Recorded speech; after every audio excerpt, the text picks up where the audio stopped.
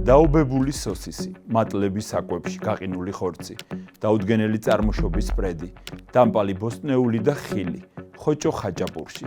ეს ჩამონათვალი ციხეების სასადილოების რევიზიის ოფიციალური დოკუმენტებიდანაა. შემოწმების შედეგებს პენიტენციური სამსახური 4 წლის განმავლობაში არ გვაძლევდა. ამ ვიდეოში მოკლედ გიყვებით, როგორ მოვიპოვეთ დოკუმენტები, რას მალავს პენიტენციური სამსახური, რას აჭმევს სახელმწიფო პატიმრებს წელიწადში 35 მილიონად და რატომ იღებს კომპანია, რომელიც უხეშად არღვევს ტენდერის პირობებს ასობით მილიონს ბიუჯეტიდან. ჟურნალისტური გამოძიების სრული ვერსია წაიკითხეთ ვებგვერდზე რადიო თავისუფლება G.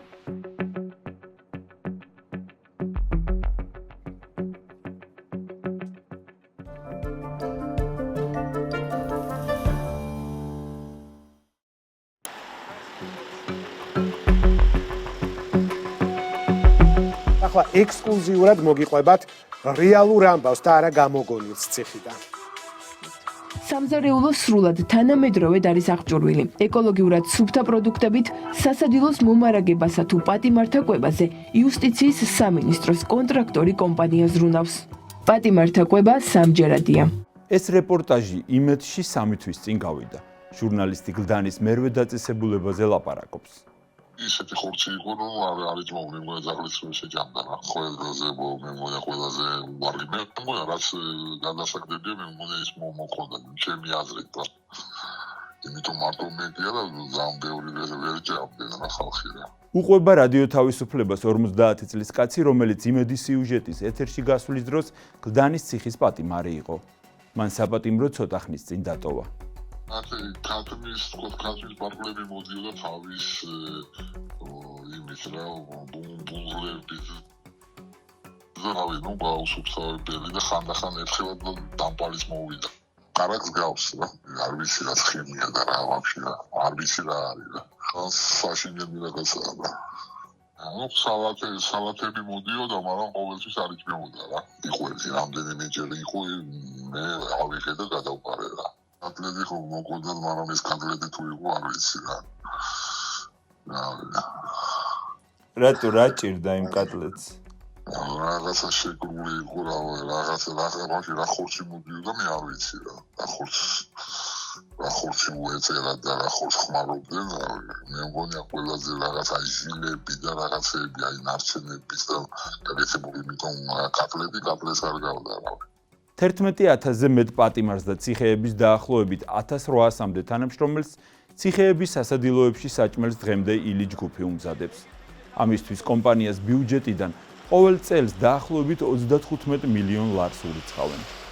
სახელმწიფოსთან გაფორმებული მრავალმილიონიანი ხელშეკრულების მიხედვით ილი ჯგუფმა პატიმრებისთვის უმაღლესი ხარისხის პროდუქტები უნდა იყიდოს.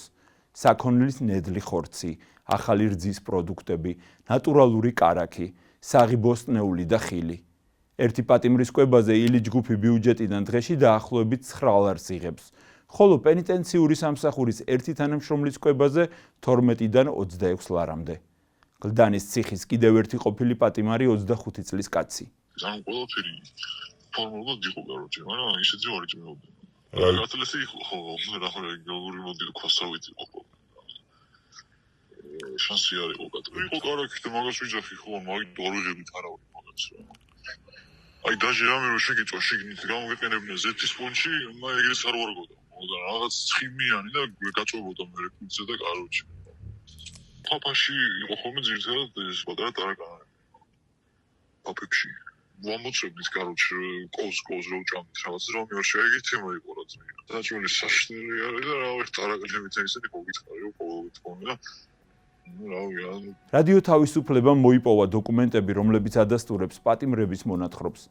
ოქმები პენიტენციური სამსახურის კვების ინსპექტირების კომისიამ შეადგინა.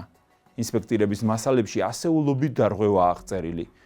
უსაფრთხოების მთავარი სამმართველოს ინსპექტორის კუთვნილ ულუფას ქათმის პაშტეტს ჰქონდა უსიამოვნო სუნი და იყო გაურკვეველი მოთეთრო მატლები. ხაჭაპურში აღმოჩნდა მწერი ხოჭო. კუთვნილ ულუფაში აღმოჩნდა დაობებული სოსისი. ქრონიკული დაავადებების მქონე პატიმრებისთვის არ გაიცა ვახშამზე გათვალისწინებული კერძი.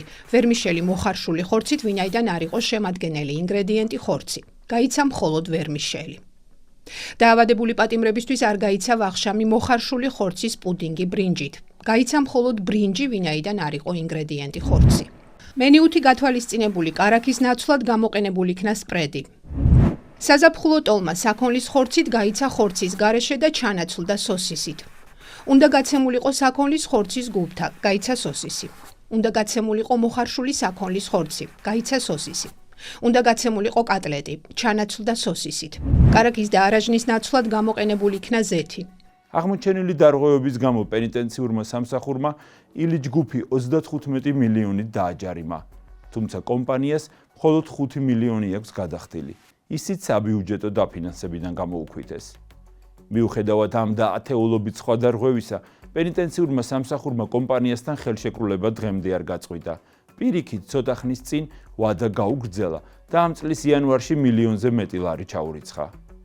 ილი ამ დრომდე უარს ამბობს დაკისრებული ჯარიმების გადახდაზე. ამ თემაზე უფრო მეტ დეტალს ჩვენი საგამოძიებო სტატიიდან შეითხოვთ. გაიგებთ რა კავშირი აქვთ კომპანიას და მის დამფუძნებლებს ქართულ ოცნებასთან, რას პასუხობენ რადიო თავისუფლებას ილიჯ გუფსა და პენიტენციურ სამსახურში. ეს იყო რადიო თავისუფლების ჟურნალისტური გამოძიების მორიგი სერია.